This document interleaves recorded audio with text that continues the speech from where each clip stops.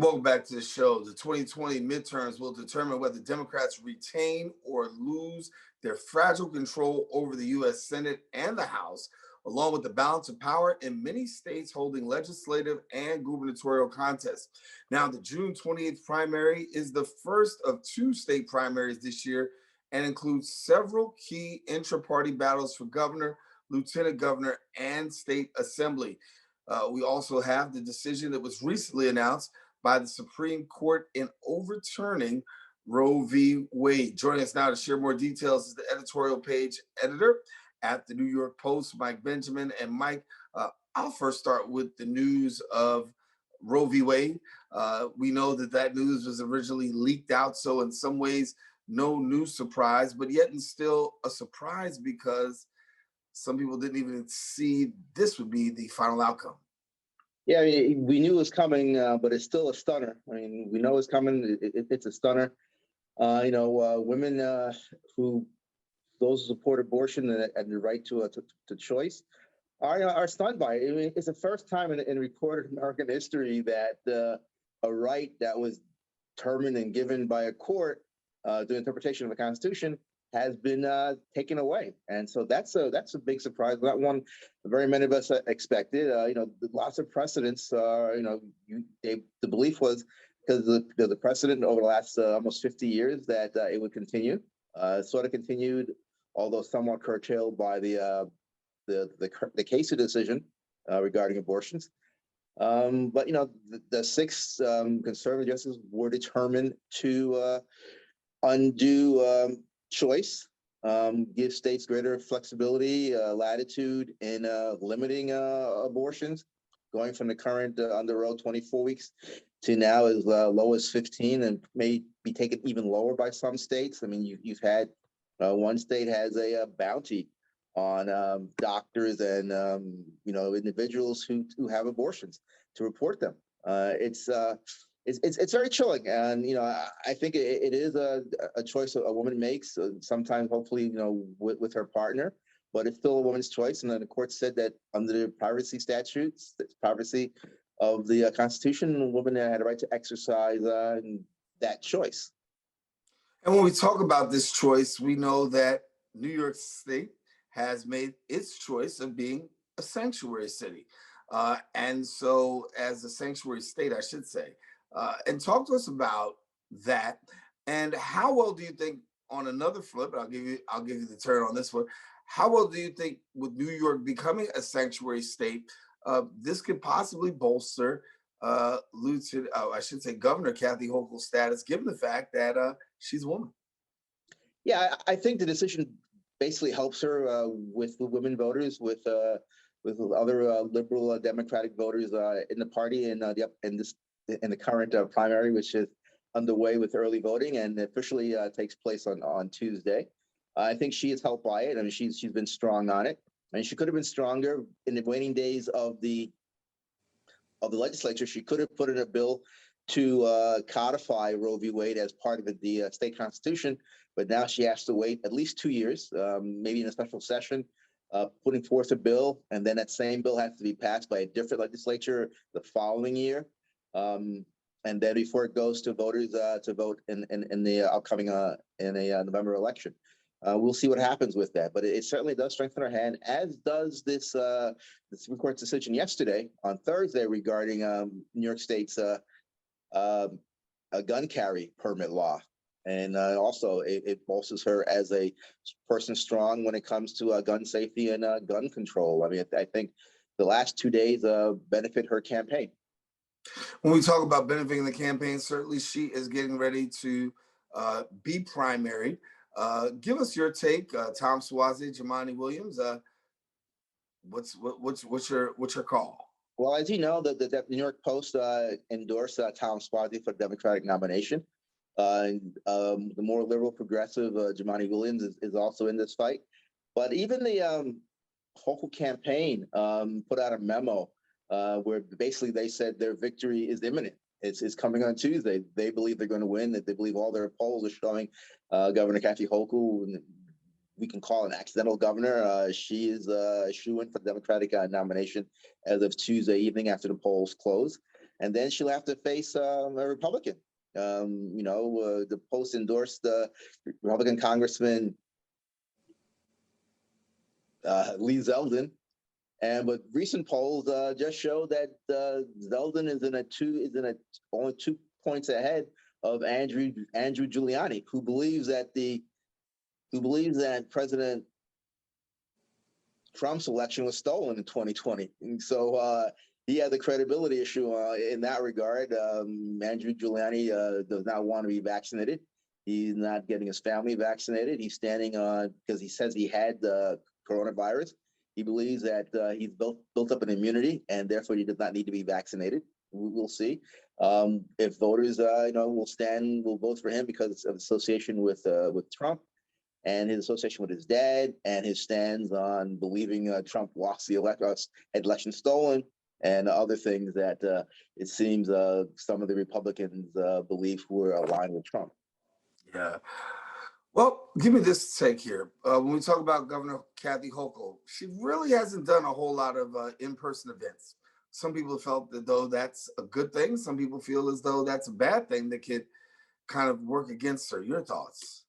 Well, it depends on what we call in-person events and where she goes. I mean, in my job, I look at the Flickr pages of our elected officials, whether it's the mayor or the governor or other elected officials, to see what they're doing on a daily basis, where they're going, for official business, what photographs are on their Flickr account, and a great number of Governor Hochul's events based on Flickr have been in the New York City area. She's been in Brooklyn.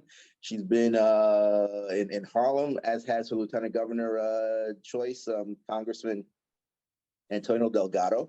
I know she's been in Buffalo. She's from the Buffalo area, so she returns there frequently. And prior to becoming governor, as lieutenant governor, she traveled throughout various parts of the state where she is, I guess, known to folks up there.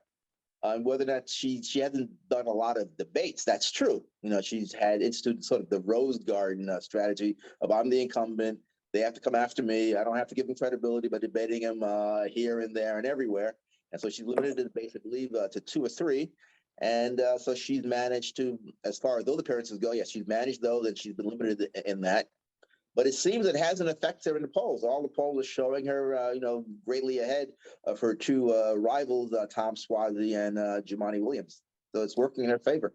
Yeah, we do have a race that's also talked about. That's the lieutenant governor race. Of course, the governor's going to get the high attention, but there is that lieutenant governor race. Break that down for us. Well, you have Jumaane Williams, who has his nominee, his candidate for lieutenant governor, Anna Maria Archella. She's an immigrant American running for lieutenant governor. She has been quite active in the immigrant community here in New York City. She's been active around a lot of issues, and she's very progressive. In fact, I believe this week she received the nomination of left-leaning Congresswoman AOC, Alexandria Ocasio-Cortez, and maybe she believes that's going to take her over the top. Then you have Tom Suozzi, the lieutenant governor candidate. I think, the lieutenant governor candidate, the former city council member, and the former deputy borough president for Brooklyn, whose name right now is escaping me. And then, of course, you have Antonio Delgado, the former congressman, who's now the state lieutenant governor, having replaced Brian Benjamin, who was disgraced and having been indicted and forced from office. Delgado seems to have an advantage because he's sort of the sitting lieutenant governor, sort of the incumbent. I'm not sure. There's some controversy among Latinos about whether or not his claim to be Latino is actually true. He has a Spanish surname, but it's from Cape Verde in West Africa, which was once a Portuguese colony, and some people don't even think Portuguese people are Latinos. So we'll see what happens. It'll be interesting. He has money, Archella, and Suozzi's, I can't believe her name is escaping me right now. And she's It's okay. I'm on the fence too here. I can't believe I've forgotten her name. But they've all been in politics. They've all been in office. I mean, except for Archella. She's the one that has no political experience other than as an organizer.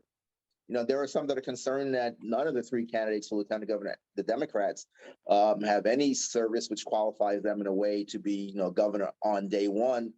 should something happen to Governor Hochul, whether she leaves office or goes to a higher office or resigns for whatever reason. Are they prepared to take her place? And that's a very relevant question given what happened in the last 15, 20 years with lieutenant governors, assuming the governorship because the governor was forced to leave office. So it's a very important question for voters to consider and to ask when they cast their votes. I guess today through early voting, and then again for those who then choose to vote on election day, primary day on Tuesday the 28th. Does the name Diana Reyna ring a bell? Diana Reyna, thank you. She was a very good member of the city council. She was a very good, deputy borough president in Brooklyn. She understands politics and government very, very well. I would think she has the edge over the others, only because she's probably better well known in New York City than Lieutenant Governor Delgado is. Much, I think, better known among Latinos across New York City and across maybe the state.